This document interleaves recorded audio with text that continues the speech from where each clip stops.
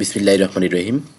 Build engineering and construction YouTube চ্যানেলের পক্ষ থেকে আমি হৃদয় আছি আপনাদের সাথে। আশা করি সবাই ভালো আছেন। আজকে আলোচনা করব রেইনফোর্স কনক্রিট বিমের বিহেভিয়ার সম্পর্কে। তাহলে শুরু করা যাক। তো আমি প্রথমেই এই ফিগারটা হলো মূলত রেইনফোর্স কনক্রিট বিমের বিহেভিয়ারের ফান্ডামেন্টাল। এই ফিগারটা যদি কেউ বুঝে তাহলে সেই বিমের বিহেভিয়ার এবং ইউএসডি এবং WSD মেথডটা ইজিলি বুঝতে পারবে। তো যাই হোক, তাহলে এখানে এই ফিগারটা একটু আমি এক্সপ্লেন করার চেষ্টা করি। এখানে একটা সিম্পলি সাপোর্টেড বিম দেওয়া আছে, জাস্ট এখানে একটা সিম্পল সাপোর্ট, এখানে একটা সিম্পল সাপোর্ট আছে, আর এখানে বিম, আর উপর থেকে আমাদের কনসেন্ট্রেটেড লোড অ্যাপ্লাই হচ্ছে। হ্যাঁ, কনসেন্ট্রেটেড লোড অ্যাপ্লাই হচ্ছে এখানে, একটা মানে দুইটা পয়েন্ট লোড অ্যাপ্লাই হচ্ছে এখানে।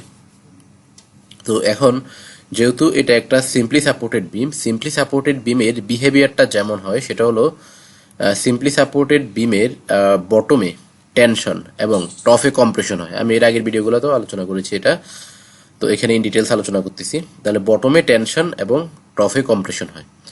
তো আমাদের যে বিমের মধ্যে যে ম্যাটেরিয়ালসগুলো ব্যবহার করা হয় সেই ম্যাটেরিয়ালসের যে প্রপার্টি সেটা হলো ম্যাটেরিয়ালস দুইটা ব্যবহার করা হয়। একটা হলো আমাদের কনক্রিট, আর একটা হলো স্টিল, মানে রেইনফোর্সমেন্ট বার আর কি, যেটাকে আমরা বলি, বা রিভার বলতে পারি এটাকে আমরা। হ্যাঁ, তো এই যে বারের মানে এই যে ম্যাটেরিয়ালসের যে প্রপার্টি সেটা হলো কনক্রিটটা কম্প্রেশনে স্ট্রং, মানে বেশি কম্প্রেশন নিতে পারে, কম্প্রেসিভ ফোর্স নিতে পারে। আর স্টিলের যে প্রপার্টি সেটা হলো স্টিল টেনশন এবং কম্প্রেশন দুইটাই নিতে পারে। হ্যাঁ, স্টিল হলো টেনশন এবং কম্প্রেশন দুইটাই নিতে পারে। তাহলে স্টিল টেনশন এবং কম্প্রেশনে স্ট্রং, আর কনক্রিট যেটা আছে সেটা শুধুমাত্র কম্প্রেশনে স্ট্রং, এর কিন্তু কোনো টেনশন নিতে পারে না। তো এটা অ্যাজিউম করা হয় যে, বা এটা ধারণা করা হয় যে, এটা অবশ্য আরো কিছু ফর্মুলেশনও আছে, অ্যাজিউম করা হয় যে কনক্রিট টোটাল কম্প্রেশন আছে, আর কম্প্রেশনে 10% টেনশন নিতে পারে। তো এখানে কনক্রিট যে টেনশনটা, মানে বটমে কনক্রিট যে টেনশনটা নেয় 10%, যেটা বললাম আমি, সেটা আসলে ডিজাইনে আমরা নেগলেক্ট করি, মানে সেটা আমরা কাউন্ট করি না। কেন কাউন্ট করি না সেটা একটু পরে আলোচনা করব। তাহলে এখানে ব্যাপারটা দাঁড়াচ্ছে কি, আমাদের কম্প্রেশন জোনে শুধুমাত্র কনক্রিট থাকলে, মানে সিম্পলি সাপোর্টেড বিমের ক্ষেত্রে অনলি, আমাদের অন্য বিমের ক্ষেত্রে কিন্তু বিমের বিহেভিয়ারটা আবার ভিন্ন। যদি আমরা ফিক্সড বিম দেখি, আমাদের বাস্তবে সিম্পলি সাপোর্টেড বিম, মানে রেইনফোর্স কনক্রিট বিল্ডিং এ সিম্পলি সাপোর্টেড বিম খুবই কম। তো বাস্তবিক যে রেইনফোর্স কনক্রিট বিল্ডিং এ আমাদের যে বিমের বিহেভিয়ারটা সেটা আবার এটা হচ্ছে একটু ভিন্ন হবে। তো সেটা আমি একটু পরে বলবো। তাহলে এখন যেহেতু সিম্পলি সাপোর্টেড বিম নিয়ে আলোচনা করতেছি, সিম্পলি সাপোর্টেড বিম আমাদের বটমে যেহেতু টেনশন এবং টপে যেহেতু কম্প্রেশন, তাহলে আমাদের কি, যেখানে টেনশন সেখানে আমাদের রেইনফোর্সমেন্টটা দেওয়া লাগবে, কারণ রেইনফোর্সমেন্টটা আমাদের টেনসাইল ফোর্স নিতে পারবে। আর টপে আমাদের শুধুমাত্র কনক্রিট থাকলে হচ্ছে। এখানে সেই মেকানিজমটাই দেখানো হয়েছে। এখানে যেহেতু বটমে টেনসাইল ফোর্স আসতেছে, টেনশন হচ্ছে, তাহলে এখানে রেইনফোর্স হয়েছে। এএস মানে কি, এরিয়া অফ স্টিল, এখানে স্টিল ব্যবহার করা হয়েছে, আর এখানে শুধু কনক্রিট, এখানে কোনো স্টিল ব্যবহার, এখানে ক্রস সেকশনও দেওয়া আছে, এই যে এখানে রেইনফোর্সমেন্ট ব্যবহার করা হয়েছে, আর এখানে আমাদের কোনো রেইনফোর্সমেন্ট ব্যবহার করা হয়নি, যেহেতু এটা সিম্পলি সাপোর্ট বিম। এখানে বটমে টেনশন এবং টপে কম্প্রেশন হবে। এখন বাস্তবিক বিমের যে বিহেভিয়ারটা সেটা আর একটু ভিন্ন হয়। সেটা হলো বাস্তবিক বিমের যদি বেশিরভাগ সময়ে আমাদের যে বিমগুলো থাকে কন্টিনিউয়াস বিম থাকে, এবং সেখানে সাপোর্টগুলো বেশিরভাগ সময় ফিক্স সাপোর্ট হয়। আমাদের থাকে এইভাবে, অ্যাকচুয়ালি এটা যদি একটা কলাম হয়, এই বিমগুলা এইভাবে থাকে। তো এখানে আমি আর একটু দেখাই, এখানে যদি আরেকটা কলাম থাকে, মানে এভাবে কন্টিনিউয়াস ভাবে আমাদের ইয়েগুলো থাকে, বিমগুলো থাকে। তো এখানে আমাদের কি হয়, রেইনফোর্সমেন্টগুলোকে এমনভাবে প্লেস করা হয় যে, এই যে এখানে রেইনফোর্সমেন্টগুলোকে এটাকে এদিকে ঢুকাই দেওয়া হয়, আবার মানে টপের কলামের রেইনফোর্সমেন্টের মধ্যে ঢুকাই দেওয়া হয়, আবার এটাকে এভাবে ঢুকাই দেওয়া হয়। তো এতে করে যেটা হয় সেটা হলো, এখানে একটা ফিক্স সাপোর্টের মতো এটা একটা বিহেভিয়ার করে, মানে এটা একটা ফিক্স সাপোর্টের মতো কাজ করে। তো এই বিমের যে বিহেভিয়ারটা সেটা হয় এইরকম অনেকটাই, এই যে এরকম। এখানে আমি যদি ডাবল বেন্ডিং ইয়েটা ড্র করি, তাহলে এইখানে এই রিয়েল বিমের যে বিহেভিয়ার সেটা, এখানে হয় টেনশন, এখানে কম্প্রেশন, এখানে আবার টেনশন। তো এইরকম হয় আর কি। আর সিম্পলি সাপোর্টেড বিমের ক্ষেত্রে কিন্তু ব্যাপারটা এরকম না। সিম্পলি সাপোর্টেড বিমের ক্ষেত্রে আমাদের জাস্ট এই যে এইরকম ব্যাপারটা হবে, মানে টপে কম্প্রেশন, এই যে এখানে কম্প্রেশন, এখানে টেনশন, বটমে টেনশন। ওকে, আর এখানে বিহেভিয়ারটা কি, এখানে টেনশন, এখানে কম্প্রেশন, এখানে কম্প্রেশন, এখানে টেনশন, আবার এখানে টেনশন, এখানে কম্প্রেশন, তাহলে এরকম হয় আর কি। তো যাই হোক, তাহলে এখন আমাদের বিহেভিয়ারটা কেমন সেটা সম্পর্কে আমরা একটু আইডিয়া করতে পারলাম এখানে সিম্পলি সাপোর্টেড বিমের এবং আমাদের যে রিয়েল বিম আছে সেটার বিহেভিয়ার।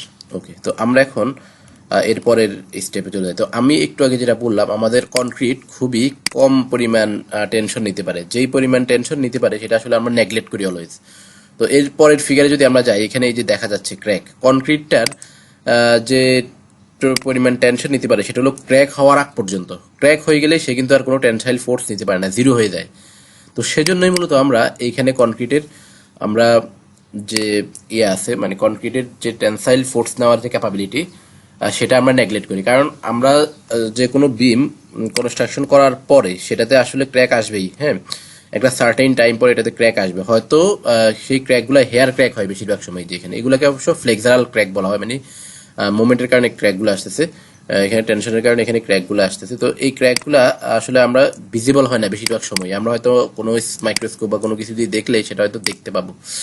তো এই এবং আমাদের এখানে মেইনলি হলো প্লাস্টার থাকে। প্লাস্টার থাকার কারণে এখানে আমাদের কোনো মানে আমরা দেখি না ক্র্যাকগুলা, কিন্তু এই ক্র্যাকগুলা আলটিমেট ভাবে চলে আসে। তো চলে আসলে এখানে কনক্রিটের যে টেনশন নেওয়ার যে ক্যাপাবিলিটি সেটা কিন্তু জিরো হয়ে যাবে না, সে কোনো টেনসাইল ফোর্স যাবে। তখন সম্পূর্ণ টেনসাইল ফোর্সটা আমাদের রেইনফোর্সমেন্ট রডকে নিতে হয়। তো সেটাই এখানে মূলত এক্সপ্লেন করার চেষ্টা করেছি আমি। আচ্ছা, এরপরে হলো যে বিহেভিয়ার, এই যে এখানে এই ফিগারে এটা বলা আছে। হ্যাঁ, এই ফিগার দ্বারা, ই নাম্বার ফিগার দ্বারা কিন্তু এটাই বোঝানো হয়েছে। এখানে এখানে হলো একটা ডায়াগ্রাম দেখানো হয়েছে, যে এখানে বরাবর সেকশন নেওয়া হয়েছে। এখানে স্ট্রেন, কনক্রিটের যে স্ট্রেন সেটা দেখানো হয়েছে, কনক্রিট এবং স্টিলের স্ট্রেন। এটা হলো কনক্রিটের স্ট্রেন আর এটা হলো স্টিলের স্ট্রেন। আচ্ছা, তো এখানে কনক্রিটের যে স্ট্রেন সেটা দেখা যাচ্ছে যে আমাদের এই যে এই ফিগারে স্ট্রেনের গ্রাফটা দেখাচ্ছে। তো যখন ক্র্যাক হয়ে যায় তখন ক্র্যাক হওয়ার পরে কিন্তু এই যে এখানে কনক্রিটটা শুধু টপ হয়ে মানে নিউট্রাল অ্যাক্সিসের উপরে, এটা হলো নিউট্রাল অ্যাক্সিসের উপরে এটা কম্প্রেশনটা নিতে পারতেছে, কারণ এখানে এখনো ক্র্যাক আসে না। নিউট্রাল অ্যাক্সিসের নিচে কিন্তু ক্র্যাক চলে আসে। তো এখানে কোনো আমাদের কনক্রিটের যে কম্প্রেশন নেওয়ার যে ক্যাপাবিলিটি সেটা নাই, মানে এখানে কোনো কম্প্রেশন নিচ্ছে না। এখানে শুধুমাত্র স্টিলেই এফএস মানে স্টিলে আমাদের এখানে যে স্ট্রেসটা আছে সেটা নিচ্ছে। তো এই মেকানিজমের উপর ভিত্তি করে আমাদের মেইনলি WSD মেথডে ফর্ম মানে যে ইকুয়েশনগুলো সেগুলো ফর্ম হয়েছে। তো আমি একটু বইয়ের আমি নিজের মতো এক্সপ্লেন করলাম। বইয়ের থিওরি এটা আমি একটু আলোচনা করতে চাই। বইয়ের মধ্যে যেটা বলা আছে, plain concrete beam are inefficient as a flexural member because the tensile strength in bending is small fraction to the compressive strength. তো আমি যেমনটা বলেছিলাম যে আমাদের কনক্রিট খুবই কম পরিমাণ টেনসাইল স্ট্রেংথ নিতে পারে কম্প্রেসিভ স্ট্রেংথের তুলনায়। হ্যাঁ, সেটাই এখানে বলা হয়েছে। তো প্লেন কনক্রিট বিম কখনোই মানে প্লেন কনক্রিট দিয়ে কোনো বিম বানায় সেটা কখনোই ইউজ করা যায় না, সেটা কখনোই ইউজ হয় না। কারণ এখানে বিমের মধ্যে যে টেনসাইল ফোর্স আসে সেই টেনসাইল ফোর্সের কারণে রেইনফোর্সমেন্ট যদি না থাকে তাহলে বিমটা ফেল করে যাবে। এবং মানে কম্প্রেশনটা গভর্ন করার আগেই মানে কম্প্রেসিভ ফোর্সটা আমরা পূর্ণাঙ্গ ব্যবহার করার পূর্বে আমরা টেনশনের বিমটা ফেল করে যাবে, এটা এখানে বলা হয়েছে। As a consequence such beam fail on tension side at low load, মানে খুবই কম লোডে টেনশন সাইডে বিমটা ফেল করে যাবে before that strength of concrete on compression side fully utilise, মানে কম্প্রেশনের মধ্যে লোডটা ফুল আসার আগেই টেনশনে বিমটা ফেল করে যাবে খুবই কম লোডে, এটাই বলা হয়েছে। For this reason steel reinforcing bar placed in the tension side as close to the extreme tension fibre. আচ্ছা, তাহলে এখানে এই কারণেই মেইনলি আমাদের যাতে মানে বটমের যে টেনশনটা সেটা যাতে রেইনফোর্সমেন্ট দিতে পারে সেজন্য আমরা বটমে এক্সট্রিম ফাইবারের আমরা রেইনফোর্সমেন্টটা প্রোভাইড করি। এখন এক্সট্রিম ফাইবারে আমরা একদম পুরোপুরি এক্সট্রিম ফাইবার মানে একদম বটমে, মানে একদম এখানে এটাই হলো আমাদের এক্সট্রিম ফাইবার একদম বটমে। এখানে যদি আমরা রেইনফোর্সমেন্টটা প্রোভাইড করতে পারতাম তাহলে এটা বেস্ট হতো। কিন্তু এখানে একটা ইস্যু আছে, সেটা হলো আমরা যদি এক্সট্রিম ফাইবারের রেইনফোর্সমেন্টটা ব্যবহার করি তাহলে মানে এক্সট্রিম ফাইবারের সবচেয়ে বেশি টেনশন আসে। তো এক্সট্রিম ফাইবারের রেইনফোর্সমেন্টটা ব্যবহার করা উচিত। কিন্তু এক্সট্রিম ফাইবারের রেইনফোর্সমেন্টটা ব্যবহার করতে গেলে রেইনফোর্সমেন্টের মধ্যে ওয়েদারের কারণে মানে এখানে যদি বৃষ্টি হয় তাহলে বিমের মধ্যে পানি ঢুকে, এই রডের মধ্যে পানি ঢুকে কোরেশন হয়ে যাবে। হ্যাঁ, কোরেশন হয়ে যাবে।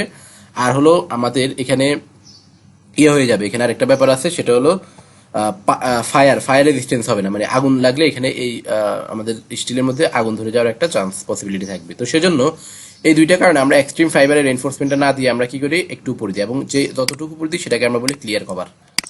এই যে ক্লিয়ার কভার বলি আমরা এটাকে, এটা হলো ক্লিয়ার কভার। তাহলে আমরা ক্লিয়ার কভারটা মেনটেন করি দুইটা কারণে, একটা হলো আমাদের যে ফায়ার আছে ফায়ার রেজিস্ট্যান্স করার জন্য এবং আমাদের কোরেশনটা রোধ করার জন্য। এখানে এটাই বলা হয়েছে যে tension fiber are compatible with proper AJ fire and corrosion protection in the steel. In such reinforcement concrete beam, the tension caused by bending moment is chiefly. আচ্ছা, তো এখানে তাহলে আমরা এটা ক্লিয়ার কভারটা রাখি মেইনলি আমরা আমাদের এটা কোডে বলে দেওয়া থাকে 1.5 ইঞ্চি যদি আমাদের আমাদের রুফ বিম হয় বা ফ্লোর বিম হয় সেক্ষেত্রে আমরা 1.5 ইঞ্চি রাখি, আর যদি গ্রেড বিম হয় তখন সেটা আমরা 2 ইঞ্চি রাখি। আর এখানে আমরা 2 ইঞ্চি রাখি, আর যদি মাটির নিচে কোনো বিম থাকে সেক্ষেত্রে আমরা 3 ইঞ্চি রাখি কোনো কোনো সময়। তো এটা এখানে আমি আরো কিছু কয়েকটা বেসিক টার্ম আলোচনা করবো, সেটা হলো ইফেক্টিভ ডেপথ কি আর হলো ওভারঅল ডেপথ কি। হ্যাঁ, ইফেক্টিভ ডেপথ হলো আমাদের বিমের টপ থেকে একদম রডের সেন্টার পর্যন্ত যে ডেপথ, রডের সেন্টার এটা হলো রড, এই রডের সেন্টার পর্যন্ত যে ডেপথ সেটাকে বলা ইফেক্টিভ ডেপথ ডি। আর ওভারঅল ডেপথ হলো বিমের একেবারে টপ থেকে বটম পর্যন্ত যে ডেপথ সেটাকে বলা ওভারঅল ডেপথ। তো আশা করি বুঝতে পেরেছেন। তো এটাই ছিল আমাদের রেইনফোর্স কনক্রিট বিমের বিহেভিয়ার। আর এইখানে যে ফিগারটা আছে এটা হলো ইউএসডির জন্য, এই ফিগারটা হলো ডাব্লিউএসডির জন্য। আর ইউএসডিতে আমাদের যেটা আলটিমেট স্ট্রেংথটা আমরা নিয়ে নিই। তো এখানে ডাব্লিউএসডি হলো ওয়ার্কিং স্ট্রেংথটা না হয়, ওয়ার্কিং লোড দিয়ে আমরা ডিজাইন করি বা সার্ভিস লোড যেটাকে বলে। মানে আমরা একটা বিল্ডিং এ লাইফ টাইম ব্যবহার করা অবস্থায় যে লোড আসতে পারে সেটা ধরে ওয়ার্কিং মেথডে ডিজাইন করা হয়। আমি ইউএসডি এবং ডাব্লিউএসডির উপর একটা সেপারেট ভিডিও বানাবো। তারপরে এখানে একটু আমি হিন্টস দিতে চাই। এটা হলো ইউএসডির জন্য। ইউএসডিতে আমাদের ম্যাটেরিয়ালটার যে বিহেভিয়ারটা সেটা লিনিয়ার থাকে, যেহেতু এটা ওয়ার্কিং স্ট্রেস। আর আলটিমেট লোডে কিন্তু আমাদের ম্যাটেরিয়ালসের বিহেভিয়ারটা লিনিয়ার থাকে না, নন লিনিয়ার হয়ে যায়। লিনিয়ার ইলাস্টিক, যে এটা হলো লিনিয়ার ইলাস্টিক আর এটা হলো নন লিনিয়ার। তো এইগুলো একটু অ্যাডভান্স টপিকস, এগুলো পরে অন্য কোনো ভিডিওতে হয়তো আলোচনা করবো। তো আজকের ভিডিও আপাতত এতটুকুই। যদি আপনাদের ভিডিওটা ভালো লেগে থাকে তাহলে আমাদের চ্যানেলে সাবস্ক্রাইব করে বেল আইকনে ক্লিক করে রাখবেন। আর যদি কোনো প্রশ্ন থাকে কমেন্ট সেকশনে জানাবেন। ভিডিওটিতে একটি লাইক করবেন, কমেন্ট করবেন এবং শেয়ার করবেন। ধন্যবাদ সবাইকে। সবাই ভালো থাকবেন, সুস্থ থাকবেন।